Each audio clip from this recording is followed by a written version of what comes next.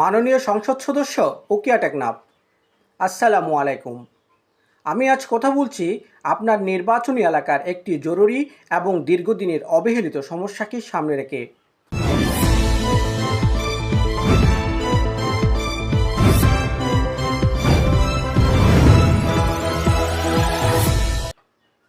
উকিয়া উপজেলার হলদিয়া পালং ইউনিয়নের ৪ নম্বর ওয়ার্ড পাতাবাড়ি এলাকার মানুষের পক্ষ থেকে এই আবেদন। মাননীয় এমপি, পাতাবাড়ি বাজার থেকে গফুর সৌদাগরের দোকান পর্যন্ত যে সড়কটি, এটি শুধু একটি রাস্তা নয়, এটি হাজারো মানুষের জীবনযাত্রার প্রধান ভরসা। মাননীয় এমপি, দুঃখজনক হলেও সত্য, প্রায় ৩ বছর আগে এই রাস্তার কাজ শুরু হয়েছিল, কিন্তু মাঝপথেই তা বন্ধ হয়ে যায়। মাননীয় এমপি, ঠিকাদার রাস্তা করে রেখে চলে যাওয়ার পর থেকে আজ পর্যন্ত আর কোনো অগ্রগতি নেই।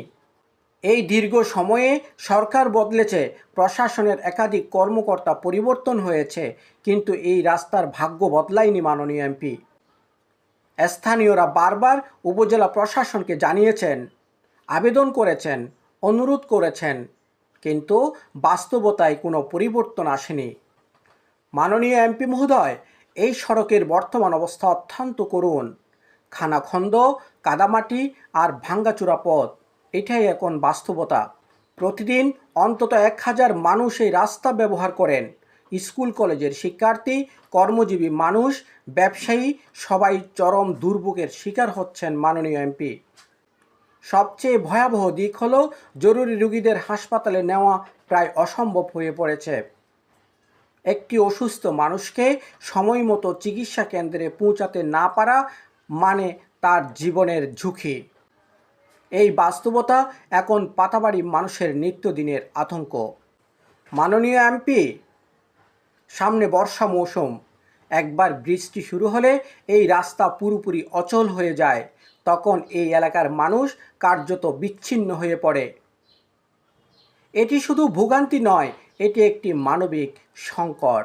মাননীয় সংসদ সদস্য, আপনি এই এলাকার মানুষের আস্থা ও প্রত্যাশার প্রতীক।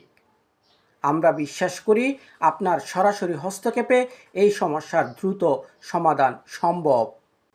আমাদের বিনীত অনুরোধ, এই গুরুত্বপূর্ণ সড়কের কাজ দ্রুত পুনরায় শুরু করে সম্পন্ন করার জন্য প্রয়োজনীয় ব্যবস্থা গ্রহণ করুন।